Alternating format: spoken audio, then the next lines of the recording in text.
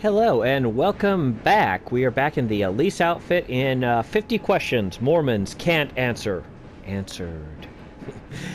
uh, anyway, we are on question 27. Let's get to our lovely view of sunny Victorian London. The front of the train coming at you. It's the Buster Keaton shot there that I really do like it. Anyway, question number 27. If the Book of Mormon was engraved on gold plates thousands of years ago, why does it read imperfect 1611 King James Version English? So, first off, I feel like I have to add this even though it seems to me to be super obvious. The Book of Mormon, engraved on the golden plates thousands of years ago, was not engraved in 1611 King James Version English. It just wasn't. It was a form of adapted Egyptian that was written in. It was they used that instead of Hebrew. They were taught basically describing that in Hebrew. I think there were a few different reasons. The main stated reason was that Nephi did not trust the dealings of the Jewish people at the time, and so he initially started by engraving it in the kind of the altered Egyptian hieroglyphs and passed it on to his descendants and so on, and they kept writing in that, that language. So it was not in English. I feel like that's super obvious, but it's kind of implied in this question that this person doesn't realize that. So I thought I'd make that abundantly clear. So, secondly, the translation. So let me ask a completely different question. Why does the King James Version of the Bible, why is that written in perfect 1611 English of the time? And it's not just English, it's the English of the King of England at the time. Why was it written that way? Well, the answer to that is that the King James commissioned this English language translation, and it took 20 or so years, I believe. It took quite a while, anyway. It was started in the 16th century, finished in the 17th century, or I think 1611 was when it was actually finished.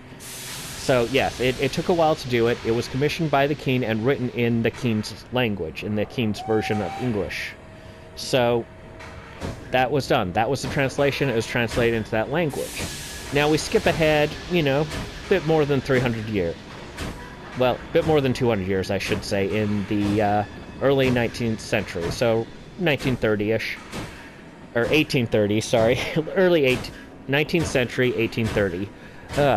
Sometimes my brain just goes places. So, skip ahead to that time period.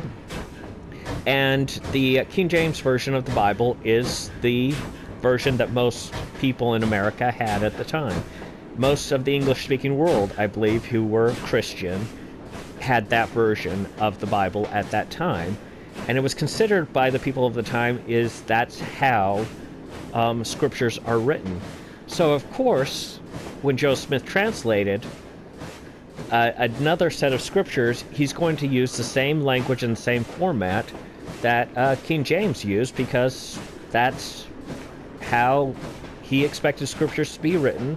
That's how everyone around expected scriptures to be written. He's not going to, he